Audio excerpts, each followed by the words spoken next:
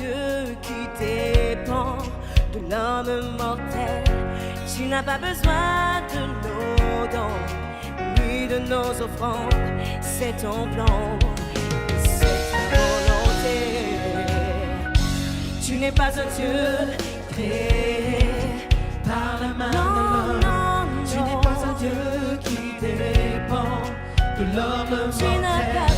Tu n'as pas besoin de nos dons, ni de nos offrandes. C'est ton plan et c'est ta volonté. Car toi seul est Dieu. Car toi seul est Dieu, bien avant tous les temps. Assis sur le trône. Assis sur le trône. Oui, toi seul est Dieu. Oui, toi seul est Dieu. Dans les bons, dans les mauvais temps. Dans les mauvais temps. Assis sur le trône. Assis sur le trône. Oui, toi seul est Dieu. Oui, toi seul est Dieu. Tu es le seul Dieu que j'aime, et ma louange sera jamais sur mes lèvres.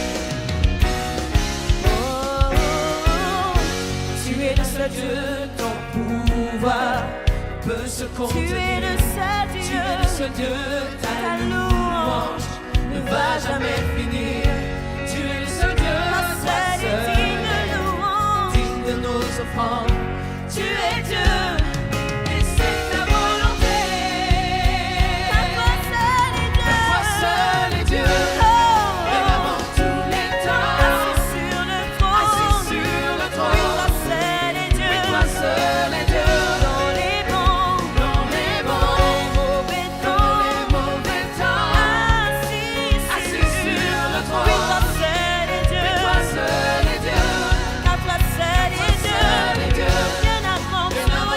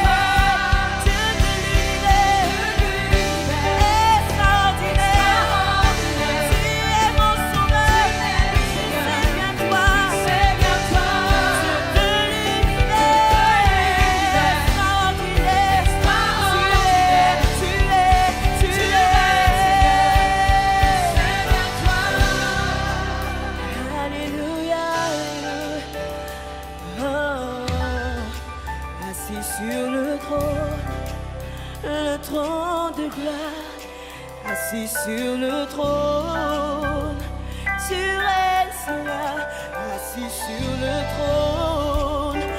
trône élevé. Tu es assis sur le trône. Seigneur, tu es assis sur ton trône. Tu règnes sur tout l'univers. Assis sur le trône. Oui, toi seul est Dieu. Assis sur le trône. Oui, toi seul est Dieu. Tu es assis sur le trône. Tu es le seul Dieu. Tu es assis sur le trône de mon cœur. Tu règnes. Tu es assis sur le trône de mon cœur. Tu règnes dans ma vie. Tu implantes ta joie. Tu imposes ta paix. Même lorsque les tempêtes font rage, tu imposes ton calme. Tu es assis. Tu es assis. Tu es assis sur le trône de mon cœur. Tu règnes pour toujours. Tu es mon seul, le véritable que j'ai, le seul que je connais. Tu es assis. Tu seul est mon Dieu. Tu es assis sur le trône. Seul est mon Dieu. Car toi seul est Dieu. Et avant tous les temps, assis sur le trône, oui, toi seul est Dieu, dans les bons comme dans les mauvais moments, tu es assis sur le trône, oui, toi seul est Dieu. Oh, tu es le seul Dieu, tu es le seul Dieu. Il n'y a pas d'autre comme toi. Non, je ne doute plus. Je t'ouvre mon cœur. Fais ton entrée dans ma vie. Je te laisse la place. Je reconnais que toi seul est mon seul Dieu. Tu es assis sur le trône. Tu règnes. Tu règnes. Tu règnes, Seigneur, tu règnes.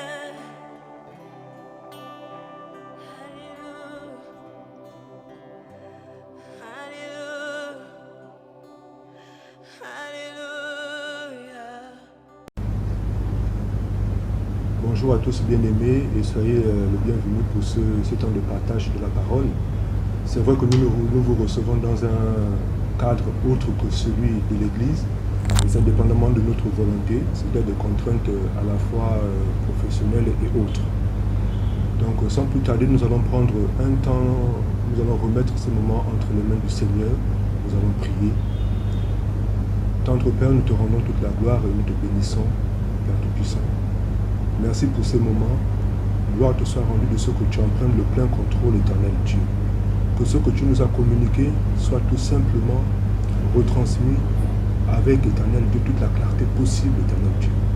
Béni sois-tu de ce que tu disposes les uns et les autres à recevoir, Père Tout-Puissant, ta parole. Que nous soyons semblables à cette bonne terre, éternel Dieu, qui reçoit ta parole qui est une semence de vie. Et que cette parole produise en nous des fruits dignes de toi, Père.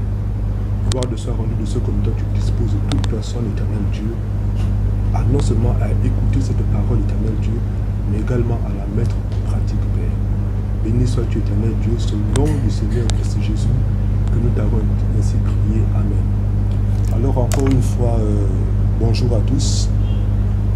Donc sans pour autant m'éloigner du thème que mes prédécesseurs ont abordé, je vais également parler de la foi et dans le contexte que le nôtre au jour d'aujourd'hui, ce contexte particulier. Vous avez bien compris qu'il s'agit du contexte lié au coronavirus. Alors d'entrée, j'aimerais vous dire que tout principe, tout ce que nous étudions, toute vérité aujourd'hui sur lesquelles nous méditons, que nous apprenons, que nous étudions dans notre marche chrétienne, sera un jour ou un autre éprouvé ici-bas. Pas au ciel, mais ici-bas. On peut parler de la guérison divine, on peut parler de la prospérité, on peut parler de la foi, on peut parler de la patience. Toutes ces choses un jour ou un autre seront éprouvés ici-bas. Et dans le contexte que le nôtre aujourd'hui, comme je le disais tantôt en entrée, nous remarquons une chose, c'est que c'est notre foi qui a été éprouvée. Alors la Bible nous dit dans le livre de Romains chapitre 10 au verset 17, « Ainsi la foi vient de ce que l'on entend, et ce que l'on entend vient de la parole de Christ. » Dans d'autres versions, il dit vient de la parole de Dieu. Or, dans cette période, on peut se demander qu'avons-nous entendu et que continuons-nous à entendre. Le monde de la communication, appelé également le quatrième pouvoir, n'a jamais aussi bien porté son nom. L'humanité tout entière a été bombardée, on pourrait même dire pilonnée, par des informations diverses et variées. Et des informations qui avaient un seul but, des informations qui n'ont servi qu'un seul dessein, des informations qui ont servi, moi, ce que j'appellerais l'esprit de mort. Plutôt que de mettre en évidence le nombre de guérisons qu'il y avait, c'est beaucoup plus le décompte des décès qui a été fait. Et chaque jour, on pouvait voir, c'est comme si ça devenait, c'était un record. 100 décès aujourd'hui, record battu, 200 décès, 300 décès. L'apologie, en fait, du drame a été faite. Au lieu plutôt de faire l'apologie, au lieu plutôt de mettre en avant la vie, pour en fait de susciter l'espoir. On se rend compte que tous ces décomptes n'avaient qu'un seul but, c'était de créer la peur. Et la peur a amené évidemment à cette décision du confinement. Le confinement n'est que le résultat de tout ceci, et pas de autre chose. Et comme je disais dans ce verset de Romains chapitre 10 au verset 17, gardons bien en évidence la notion d'entendre. Il ne s'agit pas seulement de percevoir un son, et lorsque la Bible parle d'entendre, il s'agit d'un processus plus complexe. Et nous allons voir d'autres versets qui vont nous permettre de comprendre cela. Ici, entendre ne veut pas dire un son qu'on perçoit. Un son qu'on perçoit. Non, c'est beaucoup plus complexe que cela. Mon oreille écoute, entend un son, je l'analyse. Vient-il de Dieu? Si oui, je le garde, je le mets dans mon dépôt et je le mets en pratique. Nous vivons dans ce monde, nous sommes d'accord, et nous recevons plein d'informations. Nous sommes en interaction avec le monde aujourd'hui. Lorsque mon oreille écoute par exemple du Michael Jackson, cela ne fait pas de moi un disciple de Michael Jackson. De la même manière que lorsque j'écoute des louanges, des adorations à longueur de journée, cela ne fait pas de moi un véritable adorateur, quelqu'un qui adore Dieu en esprit et en vérité. Non, c'est beaucoup plus complexe que cela. C'est pour cela je disais, nous allons lire Jacques au chapitre 1, de verset 23 au verset 25. La Bible dit ceci. Car si quelqu'un écoute la parole et ne la met pas en pratique, il est semblable à un homme qui regarde dans un miroir son visage naturel. Verset 24. Et qui, après s'être regardé, s'en va et oublie aussitôt qui il était. Verset 25. Mais celui qui aura plongé le regard dans la loi parfaite, la loi de la liberté, et qui aura persévéré, n'étant pas un auditeur oublieux, mais se mettant à l'œuvre, celui-là sera heureux dans son activité. Ici, au verset 25, on nous parle des auditeurs oublieux. Autrement dit, on peut entendre quelque chose, écouter quelque chose et l'oublier. Romains chapitre 10, au verset 17, nous disait « Ainsi la foi vient de ce que l'on entend. Et ce que l'on entend vient de la parole de Dieu. » Mais on peut se poser la question, mais que se passe-t-il si nous oublions après avoir entendu? Notre foi ne progresse plus. Notre foi s'arrête là. On parle d'auditeurs oublieux. Donc nous pouvons entendre et oublier. Et c'est malheureusement très souvent le cas. Lorsque nous analysons encore ce passage de Romains au chapitre 10, verset 17, il est écrit « La foi vient de ce que l'on entend et pas la foi vient de ce que l'on a entendu ». Autrement dit, c'est quelque chose de constant. Ici, le temps utilisé est le présent. Donc c'est quelque chose qui se fait continuellement. Notre foi, en fait, nous devons la fortifier, nous devons la faire grandir, nous devons l'entretenir de manière continuelle. Comment le faire? À travers les enseignements, à travers la lecture de la parole, mais à haute voix, parce que la foi vient de ce qu'on entend. Si nous commençons en murmurant, nous n'entendons pas. Lorsque nous lisons intérieurement, nos oreilles n'entendent rien. Donc nous devons lire à haute voix. Nous devons proclamer la parole de Dieu à haute voix. C'est à travers des chansons. Nous devons chanter à haute voix. par le visionnage des films chrétiens. En fait, nous devons constamment être plongés dans une atmosphère qui fasse que notre foi puisse grandir. Toujours dans le même ordre d'idée, nous allons lire dans le livre de Luc, chapitre 6, du verset 47 au verset 49. Il s'agit de Jésus qui parle, c'est la parabole de deux constructions. Je vous montrerai à qui est semblable tout homme qui vient à moi, entend mes paroles et les met en pratique.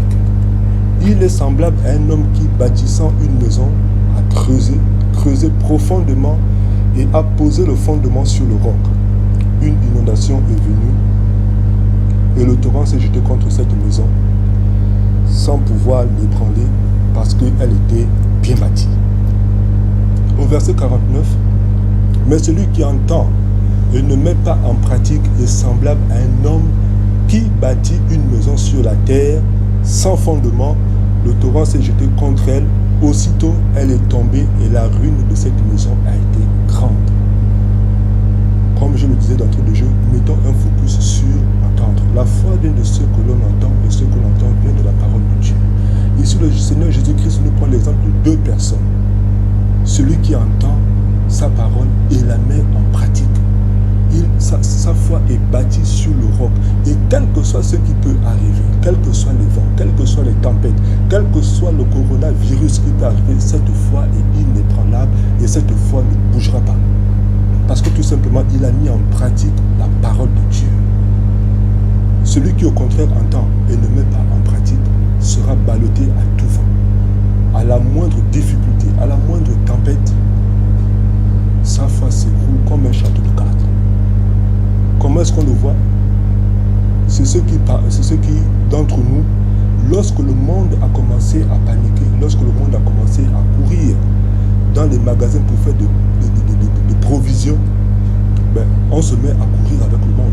Lorsque le monde se met à trembler, on se met à trembler avec le monde. Lorsque le monde se met à s'inquiéter, on s'inquiète avec lui. On commence à s'inquiéter du lendemain. Et ce n'est pas normal. Nous avons quelque chose en plus. Et nous devons le mettre en pratique.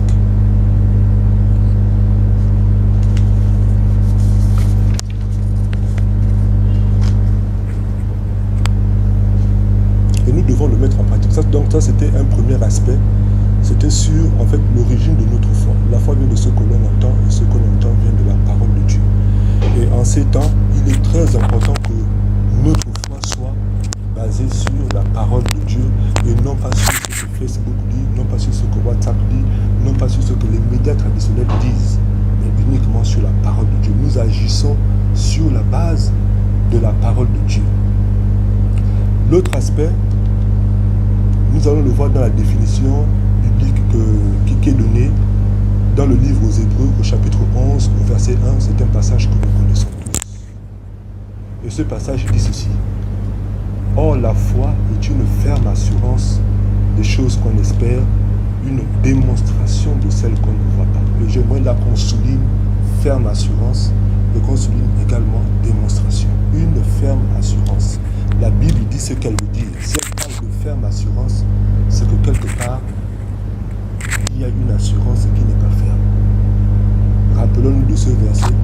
Celui qui a bâti sa maison sur le roc, quelle que soit la tempête, quelle que soit l'inondation, quel que soit le vent, cette maison ne s'ébranle point.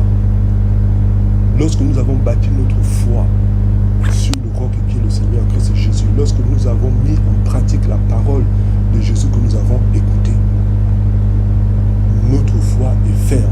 Et quel que soit ce qui peut arriver, elle est inébranlable et elle sera inébranlable. Au contraire de celui qui a écouté la parole et ne l'a pas mise en pratique. La Bible dit que l'inondation arrive, la tempête arrive, et au premier vent, cette maison s'écroule. Cette foi n'est pas ferme, cette foi ne s'appuie pas sur le roc, cette foi a été bâtie sur du sable. Et à la moindre difficulté, cette foi s'effondre. Et l'autre mot que je disais, c'était une démonstration de celle qu'on ne voit pas. Donc la foi également se démontre. Il ne s'agit pas ici de dire j'ai la foi, mais la foi se démontre. Elle se démontre par quoi? Par une attitude, par un comportement, par des actes que nous posons. Et ça, nous allons l'aborder également un peu plus bas dans ces temps de partage. Donc la foi est non seulement une attitude, mais elle se démontre également. Donc nous avons vu qu'elle a une origine. La foi vient de ce que l'on entend. Et ce que l'on entend vient de la parole de Dieu ou de Christ. Nous avons vu également que c'est une attitude. Nous avons vu qu'elle se démontre. Et si nous prenons Éphésiens au chapitre 6, entre le verset 12 et le verset 17, c'est ce verset en fait qui donne la description de notre armure spirituelle. Je vais lire le verset 16. Prenez par-dessus tout cela le bouclier de la foi avec lequel vous pourrez éteindre tous les traits enflammés du malin. On se rend compte que la foi fait partie de notre armure spirituelle. La foi est un bouclier. Et un bouclier a pour rôle de nous protéger. Autrement dit, la foi est là pour nous protéger. De quoi? De tous les traits enflammés du malin. Et la foi est dans ces temps, pour être en phase avec l'actualité, la foi est là pour nous protéger du coronavirus. Le coronavirus est un trait enflammé de Satan.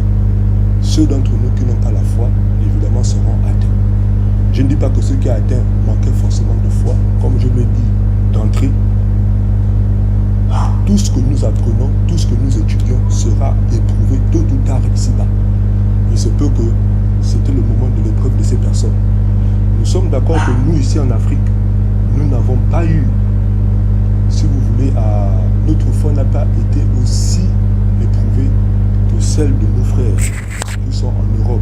Je pense aux chrétiens qui sont en Italie, qui sont en France, qui sont en Espagne, où il y a eu le plus grand nombre de décès. Les chrétiens qui sont aux États-Unis, eux, véritablement, ils ont eu, en fait, à exercer leur foi. Plusieurs ont eu à exercer leur foi. Nous, ici, on doit l'avouer, c'est beaucoup plus détendu.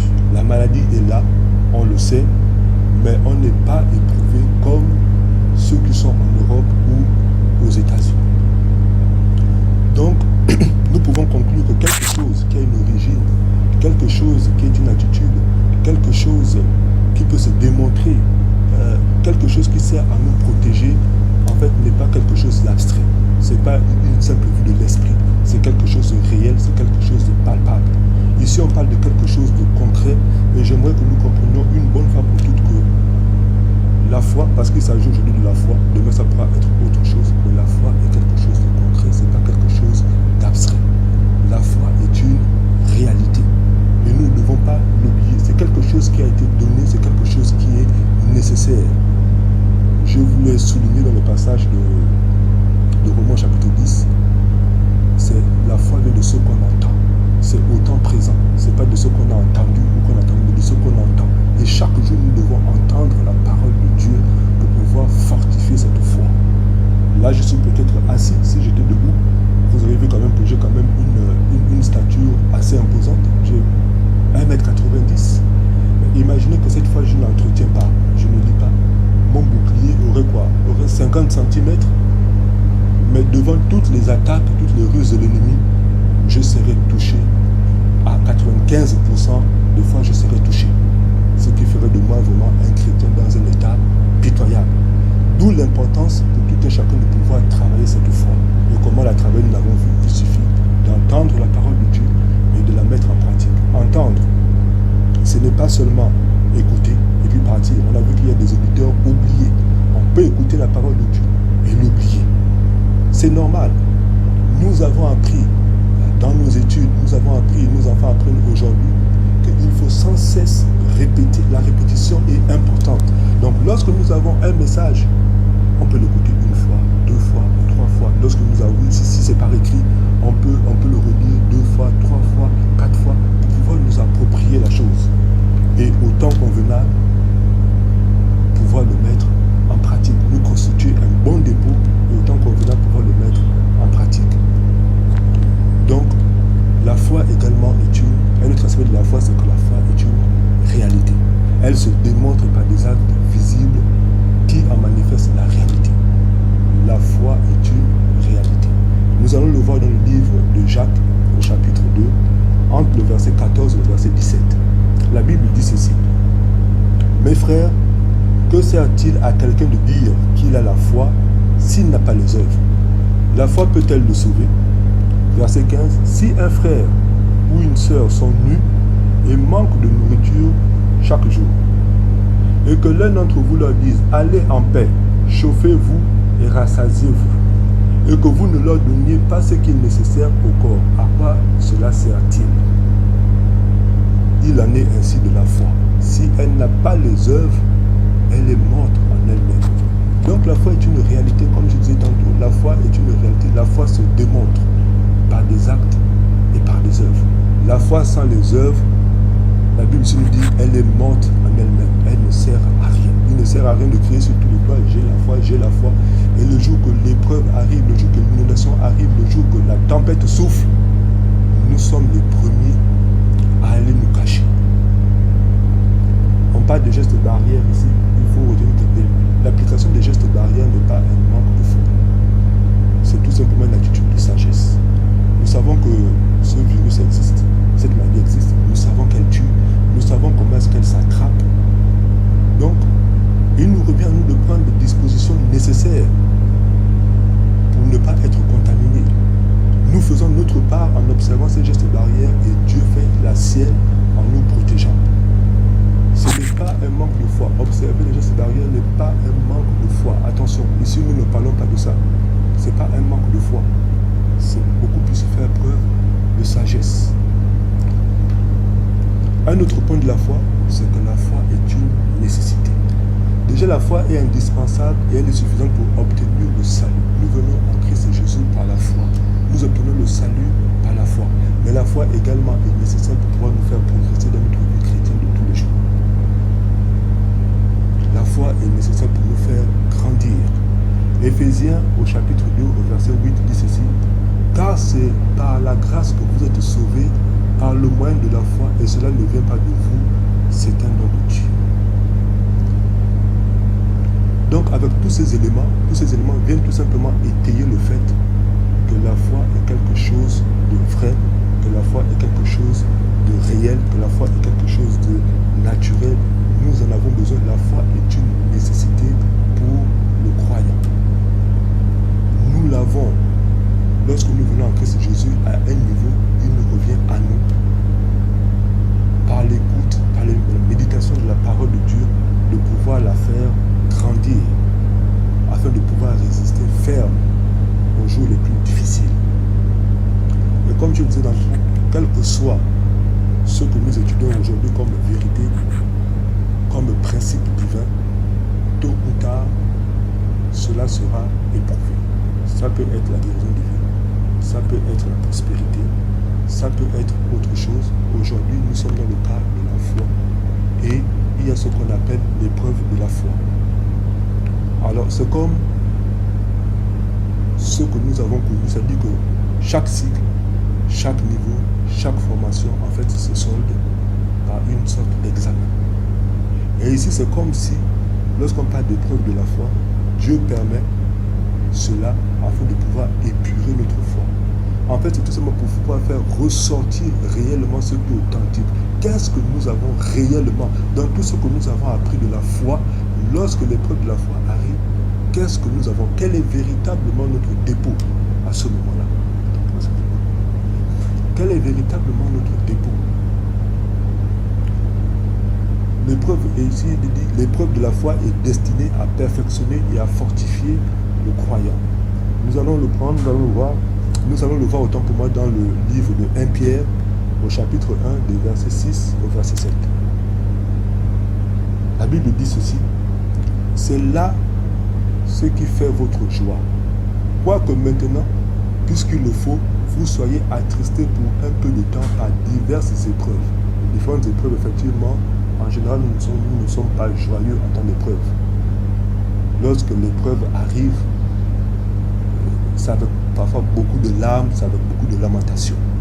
Mais la Bible dit, c'est là ce qui fait votre joie. Quoique maintenant, puisqu'il le faut, vous soyez attristés pour un peu de temps par diverses épreuves, afin que l'épreuve de votre foi, plus précieuse que l'or périssable, qui cependant est éprouvé par le feu.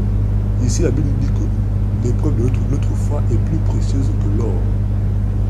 L'or qui est périssable, notre foi n'est pas périssable. L'or est périssable et la foi est plus précieuse que l'or. Mais même l'or est éprouvé par le feu. Lorsqu'on fait passer l'or dans le feu, c'est tout simplement pour enlever toutes les impuretés, de telle sorte que nous ayons vraiment l'or dans un état sans impureté, dans un état précieux. Et le résultat de cette épreuve, en fait, est tout simplement la louange, la gloire et l'honneur lorsque Jésus-Christ apparaîtra. L'épreuve de notre foi. Et nous avons ce passage où le Seigneur Christ pouvait dire, lorsque je reviendrai, trouverai-je encore la foi? Donc il est important que cette foi soit éprouvée sans cesse. Dieu a besoin de savoir qu'est-ce que nous avons réellement en nous. Dans tout ce que nous entendons, qu'est-ce que nous gardons? Qu'est-ce qui est véritablement? Qu'est-ce que nous avons retenu? De telle sorte que lorsque le vent va souffler, lorsque la tempête va arriver, l'inondation, que nous soyons inébranlables, que nous ayons une foi ferme, une ferme assurance de la parole de Dieu.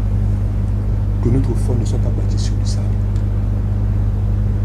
Que nous ne soyons pas des auditeurs oublieux, mais que nous passions le temps à plonger nos regards dans le livre de la loi et que nous puissions persévérer sans cesse. Pour que nos entreprises puissent être une réussite totale. Bien aimé. Donc voici en quelques mots ce que le Seigneur avait mis dans mon cœur s'agissant de la foi et s'agissant de ces moments. Il ne nous revient pas à nous aujourd'hui de trembler avec le monde. Nous sommes, c'est vrai, dans ce monde, mais nous sommes là pour rayonner, pour apporter l'impact en tant que fils de Dieu. La dernière fois, j'écoutais le témoignage du pasteur de l'homme de Dieu Karambiri. Il a été touché dans sa chair. Et il disait que ce qui était étonnant, ça dit que vers la fin, c'est lui qui prenait le temps de réconforter. Il priait pour les malades, il réconfortait, il disait à tout le monde, ça va aller à l'hôpital. Et le corps médical était surpris et était étonné. C'est l'attitude que notre Dieu, notre Père attend de nous lorsqu'il éprouve notre foi. Voici quelqu'un qui a écouté la parole de Christ, l'a mise en pratique. Il a bâti sa foi sur le roc. Et quel que soit ce qui peut arriver, il est inébranlable. Il sait qui il est. Il s'est regardé dans le miroir, il n'a pas oublié qui il était. Il sait qu'il est un fils du royaume, il sait qu'il est un ambassadeur de Christ. Et il marche avec cette identité. Amen. Donc voici ce que j'avais à partager avec vous. Que le Seigneur vous bénisse pleinement dans ces moments. Nous avons la victoire, nous n'oublions pas. La Bible dit que nous sommes plus que vainqueurs. L'issue du combat, nous le connaissons. Ici, l'ennemi ne peut que s'agiter de ce saut. D'autres l'ont dit avant moi, nous ne sommes pas distraits.